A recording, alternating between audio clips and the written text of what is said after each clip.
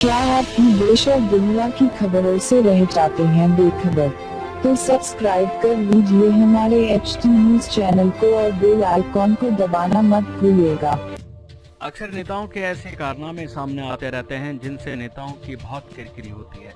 एक ऐसा ही वीडियो सामने आया है जिसे देखकर आप बिल्कुल चौंक जाएंगे। आप नेताओं को चुनते हैं, उनको वोट देते हैं तो सिर्फ इसलिए कि वो आपकी परेशानियों को हल कर दें, ना कि इसलिए कि वो आपको मारे पीटे भी। मामला है तेलंगाना के निजामाबाद का, जहां पर सत्ताधारी TRS पार्टी के नेता ने एक महिला की छाती पर लात मारी, जिसका यह वीडियो सोशल मीडिया पर वायरल हो रहा है और उस नेता की जमकर आलोचना की जा रही है।